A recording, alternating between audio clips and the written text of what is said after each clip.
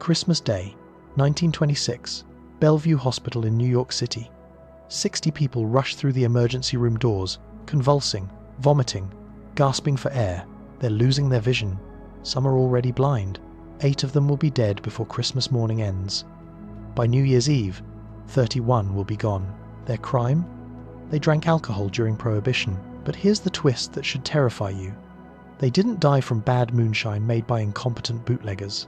They died because the United States government intentionally poisoned industrial alcohol, knowing full well that desperate people would drink it anyway.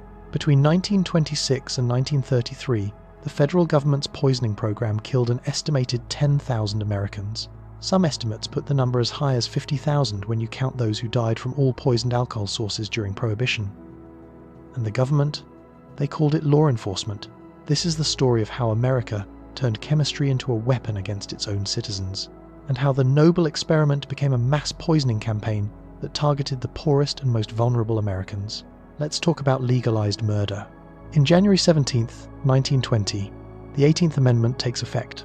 The production and sale of intoxicating liquors is now banned across the United States. It's being called the Noble Experiment, a grand attempt to create a sober, morally pure America. Except Americans don't stop drinking. Not even close. Within months, speakeasies, illegal bars are operating in every major city. By the mid-1920s, New York City alone has over 30,000 speakeasies. That's more drinking establishments than existed before Prohibition. Bootleggers smuggle liquor from Canada and the Caribbean. Home distillers make bathtub gin. The wealthy buy smuggled imported spirits. The middle class makes their own wine at home. And the poor get creative. They drink hair tonic. They strain shoe polish through cloth. They drink perfume. They drink stove fuel filtered through bread. They drink anything with alcohol in it. One of the most popular options is industrial alcohol. Manufacturers produce millions of gallons of ethyl alcohol for legitimate industrial purposes: solvents, paints, fuels, medical supplies. It's perfectly legal to make and sell.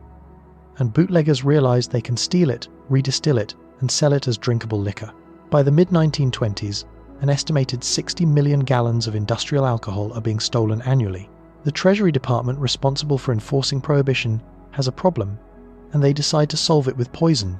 Actually, industrial alcohol had been denatured since 1906, long before Prohibition. The idea was simple: add chemicals to industrial alcohol to make it undrinkable, and manufacturers wouldn't have to pay taxes on it. Denaturing formulas included bitter-tasting compounds designed to make the alcohol so disgusting that no one would want to drink it. But when Prohibition started, bootleggers hired chemists, well-paid chemists who were better funded than government chemists, to renature the alcohol. They'd redistill it, filter it, add flavorings, and make it drinkable again.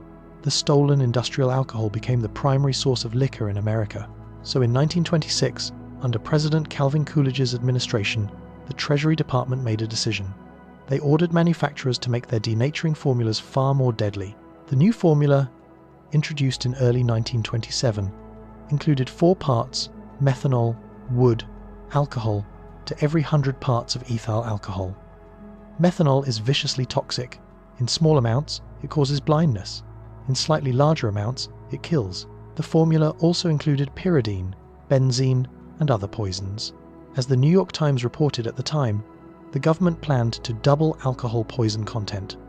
3 ordinary drinks of the new formula could cause blindness, and government officials knew exactly what would happen. This wasn't an accident. This wasn't unintended consequences. They knew bootleggers were stealing industrial alcohol. They knew people were drinking it. And they decided to make it lethal anyway. The strategy? Scare people into giving up illicit drinking through the threat of death. The results were immediate and horrific. On Christmas Eve, 1926, just months after the new denaturing formulas took effect, 60 people arrived at Bellevue Hospital with severe alcohol poisoning.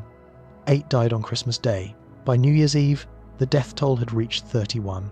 And that was just one hospital in one city over one holiday week.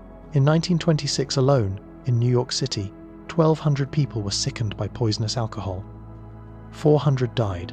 The following year, 700 deaths. In 1927, of the 480,000 gallons of liquor seized by Treasury's Prohibition agents in New York, 98% contained poisonous additives. The pattern repeated across America. One Kansas county reported 15,000 people poisoned. Cities from coast to coast saw hospital emergency rooms overwhelmed with victims suffering blindness, paralysis, organ failure, and death. Charles Norris, New York City's first chief medical examiner and a pioneering forensic scientist, was furious. He publicly called the poisoning program our national experiment in extermination. He accused the government of legalized murder. In December 1926, Norris issued a scathing statement.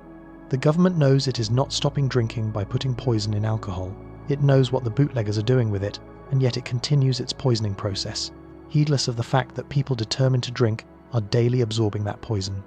Knowing this to be true, the United States government must be charged with the moral responsibility for the deaths that poisoned liquor causes. And how did the government respond to the mounting death toll? They doubled down. Wayne Wheeler, the powerful leader of the Anti-Saloon League, the organization largely responsible for getting Prohibition passed, issued a chilling statement. The government is under no obligation to furnish the people with alcohol that is drinkable when the Constitution prohibits it. The person who drinks this industrial alcohol is a deliberate suicide. Assistant Secretary of the Treasury Seymour Loman went even further. He told citizens that the fringes of society were dying off fast from poison hooch, and that if the result was a sober America, a good job will have been done. Read that again. A senior Treasury official publicly stated that killing Americans who drank alcohol would be doing a good job. Senator James Reed of Missouri was among the few politicians who spoke out. Only one possessing the instincts of a wild beast would desire to kill or make blind the man who takes a drink of liquor, even if he purchased it from one violating the Prohibition statutes. New Jersey Senator Edward Edwards called it legalized murder. But the poisoning program continued. By mid-1927, the denaturing formulas had expanded to include an array of deadly chemicals: kerosene, brucine, a compound closely related to strychnine, gasoline, benzene, cadmium, iodine, zinc, mercury salts, nicotine, ether, formaldehyde, chloroform, camphor, carbolic acid, quinine, and acetone. And the methanol content increased to as much as 10%. Who were the victims? Overwhelmingly, they were poor. They were immigrants. They were working-class Americans who couldn't afford smuggled Canadian whiskey or European wine. They were people drinking in cheap speakeasies that served whatever bootleggers could provide. They were desperate people in desperate times trying to escape the hardship of the Depression era with a drink. The wealthy and middle class largely avoided poisoned alcohol. They had access to better sources. They could afford smuggled imports. They had connections. But the poor? They drank whatever they could get. And what they could get was killing them. Some victims went blind permanently. Methanol destroys the optic nerve. Others suffered organ failure as their kidneys and livers couldn't process the toxins. Still, others experienced paralysis, respiratory failure, and agonizing deaths. And here's the cruelest part. Even after the poisoning program became public knowledge, even after newspapers ran stories about the government adding deadly poisons to industrial alcohol, people kept drinking it because addiction doesn't respond to threats, because desperation doesn't care about warnings, because Prohibition created an environment where people would literally risk death for a drink. The government knew this. Medical examiners told them. Public health officials begged them to stop, and they continued poisoning industrial alcohol for 7 more years. But the poisoned industrial alcohol wasn't even the worst of it, because in 1930, something even more devastating emerged. Ginger Jake, Jamaica ginger extract Jake for short, had been a legitimate patent medicine since the 1800s. It was sold in pharmacies as a remedy for stomach ailments. It contained up to 90% alcohol. Under Prohibition, it was legal to sell, but only if manufacturers added enough bitter ginger solids 4% by weight to make it too disgusting to drink recreationally. But people drank it anyway. 2 ounces cost about a quarter and equaled 4 shots of liquor. Yes, it was bitter. Yes, it had sludge in it. But desperate times called for desperate measures. Then 2 men, Harry Gross and Max Riesman of Boston Hub Products, decided to get creative. They wanted to meet the 4% solids requirement without making their product so bitter. So they consulted with chemists and found a compound called tri-ortho-cresyl phosphate 2-OCP. It was odorless, tasteless, and technically counted as solids when government agents tested it. There was just one problem. TOCP is a slow-acting neurotoxin. Between 1929 and 1930, Gross and Riesman distributed about 1,000 gallons of TOCP-contaminated Jake across the country. And then people started getting sick. Not immediately, TOCP takes weeks to cause symptoms. First came numbness in the legs, then weakness, then foot drop, then paralysis. Victims developed a distinctive gait. They couldn't control the muscles that point toes upward, so they'd raise their feet high with toes flopping down. The toe first, heel second pattern made a tap-click sound. It became known as the Jake walk. Those afflicted were said to have Jake leg. The condition spread rapidly. Victims' calves softened and hung down. The muscles between thumbs and fingers atrophied. Many became permanently paralyzed. By the time the contaminated Jake was traced back to Boston Hub products, it was too late. Between 30,000 and 50,000 Americans, some estimates go as high as 100,000 were affected. The afflicted founded the United Victims of Ginger Paralysis Association, which claimed 35,000 members. And the punishment for Gross and Reisman, the men who paralyzed tens of thousands of Americans, each was fined $1,000 and given a 2-year suspended prison sentence. That's it. No prison time. A $1,000 fine for crippling thousands of people. Why such a light sentence? Because technically, they hadn't broken any laws requiring ingredients to be safe. There was no pre-market safety testing requirement. They'd violated the Prohibition Act by selling improperly formulated ginger extract. But poisoning people wasn't illegal if you didn't intend to do it. The victims? Mostly poor, mostly immigrants, mostly people with little political or social influence. They received almost no assistance. For decades afterward, people with Jake leg could be seen limping and begging on the streets of major cities. Blues musicians memorialized their suffering in songs like Jake Walk Blues and Jake Leg Blues. Ishman Bracey sang, "It's the doggonest disease ever heard of since I was born. You get numb in front of your body, you can't carry any lovin' on." The Jake leg epidemic became one of the largest mass poisoning events in American history. And most Americans today have never heard of it. The government's poisoning program officially ended when Prohibition was repealed on December 5, 1933, with the 21st Amendment. But in reality, government officials had quietly stopped talking about it years earlier. The public outcry had become too intense, the death toll too obvious, the moral bankruptcy of the policy too clear. By 1930, federal chemists had developed a supposedly better denaturant alkatate, a petroleum byproduct that smelled like garlic and rotten eggs. It would make drinkers violently ill without killing them. But by then, bootleggers had largely shifted to making their own alcohol from yeast, water, and sugar anyway. The poisoning program faded away. And when Prohibition ended and legitimate liquor returned, it was almost as if the madness had never happened. The government never apologized. No one was held accountable. The deaths were simply forgotten. So, what's the final tally? Estimates vary wildly because record-keeping was inconsistent, and many deaths went unreported or misclassified.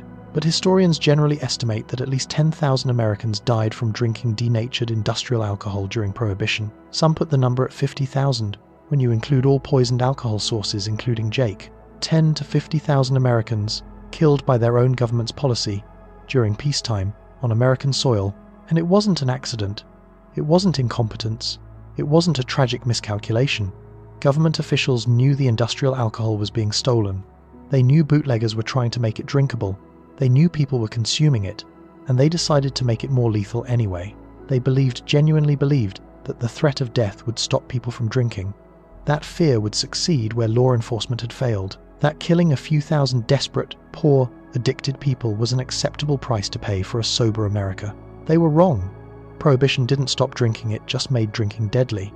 It created a massive criminal enterprise. It filled speakeasies, it enriched gangsters, it corrupted law enforcement, and it killed thousands of the most vulnerable Americans. The Prohibition era teaches us something dark about government power. When ideology becomes more important than human life, atrocities become policy.